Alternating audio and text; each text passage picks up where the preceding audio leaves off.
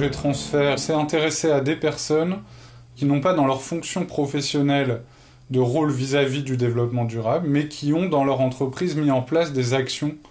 liées au développement durable, donc de manière volontaire, bénévole. Il se passe quelque chose entre le domicile et le travail qu'on ne cerne pas bien, parce que dans la politique de transition écologique, on s'intéresse au logement d'un côté, au tertiaire de l'autre, on sépare les différents secteurs de consommation, et donc on ne voit pas forcément que ce sont les mêmes individus qui sont engagés dans ces différents domaines, et donc on a voulu travailler sur ces interstices en s'intéressant au sujet du transfert de pratiques environnementales entre domicile et travail. On a donc interviewé des salariés pour leurs pratiques écologiques au travail, mais aussi à domicile, comme on ne pouvait pas se rendre chez eux. On leur a proposé de nous faire une sorte de support de type PowerPoint, dans lequel ils collaient des photos et ils décrivaient leurs pratiques à domicile, et donc ça permettait de compléter l'entretien au travail pour cerner les deux aspects du transfert. Ensuite, la partie plus expérimentale, donc un certain nombre d'animations qui ont été mises en place dans les entreprises. Donc là, il y a eu tout un travail avec les 4 entreprises concernées. En amont des animations, les participants recevaient un questionnaire pour connaître leurs pratiques écologiques. Et puis ensuite, ils recevaient le même questionnaire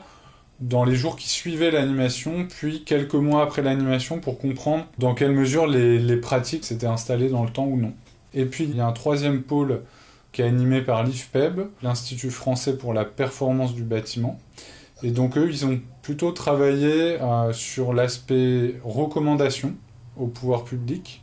et également sur l'aspect communication scientifique. Le moteur dominant du transfert, c'est cette dissonance entre des valeurs de plus en plus écologiques,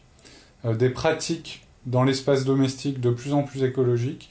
et un espace de travail qui est quand même dominé encore par une norme de surconsommation. Ce que montre le projet, c'est que ce transféreur,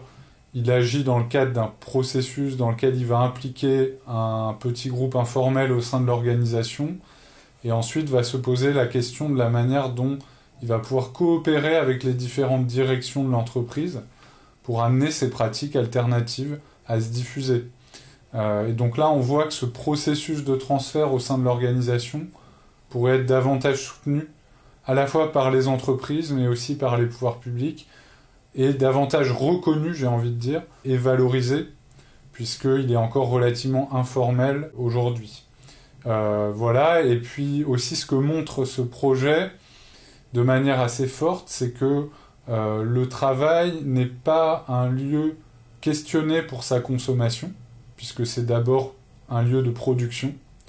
Or, le travail, on y passe beaucoup de temps et on y consomme. Et ce qu'on voit bien, c'est que en travaillant sur le verdissement de ces pratiques au travail,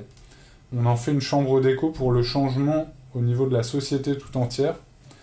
puisque le travail a un potentiel de conditionnement comportemental assez élevé, notamment si on le compare à l'espace public ou à l'espace privé.